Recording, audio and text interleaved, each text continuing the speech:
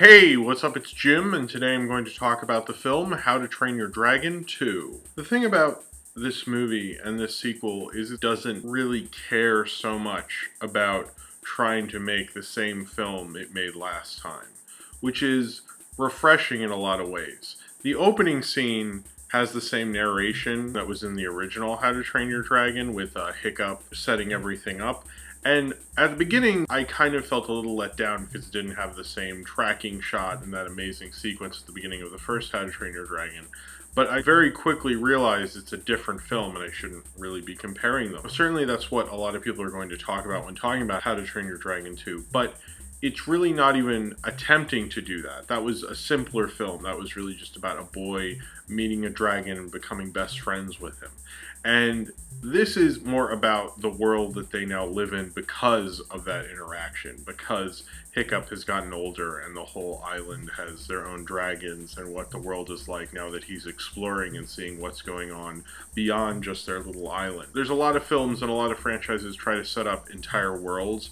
They try to set up all these different characters that are going to be big deals later and have all these complications, and most of them kind of fall apart. But this film really felt like it was having all this stuff going on and doing it successfully, and you still understand the characters, you still understand their motivations, you understand why they're doing certain things, and you care about them if they get hurt. I felt that suspense. I got worried when Toothless would fall down or Hiccup might get hurt. When they were in trouble, I was worried, and that connection's there. And it's maybe some of that is from the first film, and I think a lot of these sequels can run off of that kind of reverberating energy that's still there when it comes to these characters. Whatever the case may be, it seems to wear it well and wear that complications in a way that makes a really compelling, fun, amazing kind of 3-act, big-budget animated film. Probably one of the better animated sequels I've seen, especially probably the best animated sequel I've seen come out of DreamWorks, at least so far. Not that that's saying much. Hiccup, who has been traveling around and seeing what's been going on outside of his little island, and discovers through dragon trappers that there is a giant dragon army led by Drago Bloodfist. He wants to kind of go to him and show him that dragons are more peaceful, that they don't have to be weapons, they can be more than that. But his father is against that, knowing what Drago Bloodfist is capable of, and his father is very worried and locks up all the dragons. But Hiccup goes off anyway, and then eventually meets up with his mother, Volca, learns of the hidden fortress of dragons that she has, and that she has been taking care of these 20 years that everyone thought she was kidnapped by a dragon, but that dragon took her back to this den, and she has been living there for the past 20 years. And Hiccup must use his new mother and the whole island to kind of stop Drago Bloodfist. The first film has these amazing tracking shots, and in 3D, and it's just mind-blowing. And the first film was one of the best, flat-out best films I've seen in 3D. It was just so amazing seeing some of those flying sequences. This film still is a great film to see in 3D. In fact, I would say the only way to see this is in 3D. I wouldn't even see this in 2D. I didn't consider seeing it in 2D because of the first film, and in this film, I can honestly say the same thing. Most of the time you pay for 3D and you're like, oh hey, that one part was cool, but in this film, it really looks amazing. But the tracking shots aren't there. So at the beginning of the film, when they kind of try to do that and they don't do it as successfully, I was disappointed, like I said before. But when you see some of the things where they'll have two characters talking and dragons playing in the background, or there's a fight sequence where you see these two giant dragons and two people fighting in the foreground and they're fighting in the background, they have this deep focus with the 3D, it just looks amazing. They do that deep focus 3D thing where they have the multiple planes going on, that it's just something that I haven't seen Hollywood 3D films even attempt. The amount of stuff going on in the frame in some of these shots is just amazing. Now Roger Deakins, who's one of the best cinematographers around, he used to be the Coen Brothers cinematographer, was the visual consultant on the first film. He's back again as visual consultant, and he definitely helps. And I think this film does more of what Pixar used to do this, and I haven't seen them do it in a while, where it really looked like there was almost like a camera in an animated film. Like, they would rack focus, they would understand lighting. I mean, the lighting in this film is very beautiful. When he's flying above the clouds at one point and he first meets his mom, the lighting is beautiful. I mean, the things they do with lighting in this film are so much more advanced than the first film. You can really tell that the technology's gotten better, and apparently this is the first time they're using kind of newer technology. They're showing it off with this film, and boy does it look beautiful. They really use the lighting in a way that I think I haven't seen from Blue Sky, from Pixar, from anybody. And the way they're using the camera, it almost looks like they're like, well, we want to do even more with the camera than we did in the last film. Let's do different things. You know, let's visually make this a different kind of movie. And they really do, actually. The way they really use the foreground and the background and everything that's going on in the frame in some of these is really sophisticated. And so much more sophisticated than you expect, especially from DreamWorks. It's probably one of the best shot animated films I've seen since the first How to Train Your Dragon. I've always been kind of disappointed that more people didn't take that on when WALL-E and Ratatouille and Up were kind of doing things with that. And it seemed like animation stopped getting into that, like using the camera the way, almost like it's like a live action film. And How to Train Your Dragon 2 takes up that mantle that everyone forgot about and pushes it even further. I was so happy to have seen this film in 3D. And the interesting thing when they do all these things with this deep focus and really showing the planes and all this stuff, I didn't even think about it being in 3D as much as I did with the first How to Train Your Dragon. I could tell it was there, and it gave it so much more detail and made it so much more richer in a way, and it added to the experience, but it's not as glaring almost, even though I don't think it would look as cool if it wasn't in 3D. If this plays at a really good IMAX, I will definitely see it again, because it's just one of those films I want to see on the big screen. This is very much a big screen movie. I read in a couple reviews people wondered if this could hold up to being played on TV. I actually wonder that as well. This is more of a big screen experience than a small screen experience. Maybe they blew their wad and overdid it a bit. I didn't feel that way because I could follow the conversations the humans were having and watch the dragons playing. It almost made me want to have repeat viewing so I could notice all these details going on. And having all these different characters and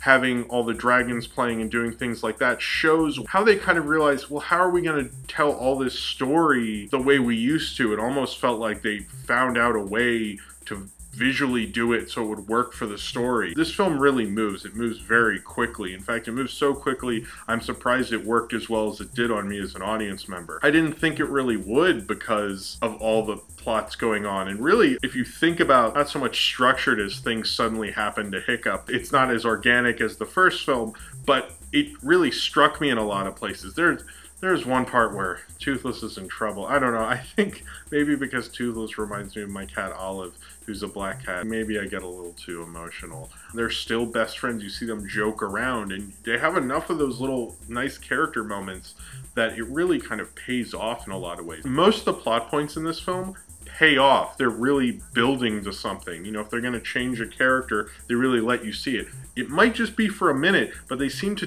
be able to tell that very well. Now, this film, it's directed by one of the two directors from the last film, Dean DeBalis, but his co-director from the first film, Chris Sanders, the two also directed Lilo and Stitch. He went on to direct The Croods, which actually does have an interesting tracking shot action sequence at the beginning of it, so maybe that was more of his thing, but I don't know. It is kind of interesting. This has a different feel to it since it's technically not directed by kind of is but kind of isn't the same person, since one of those people isn't there at this point. Dean DeBalis, who I hope I'm pronouncing his name right, he still has that knack for character. Apparently he did want to make this film kind of like an Empire Strikes Back, and I think it works that way because Empire is a very different film from Star Wars. This film is scary, has all those things about animation I always complain about that they don't do anymore since the classic Disney films. It has faith in its audience while also understanding its audience. He really is an interesting filmmaker, and he wanted to make this a trilogy, which I'm surprised DreamWorks would let him do. They wouldn't just make this an endless franchise like the Shrek movies,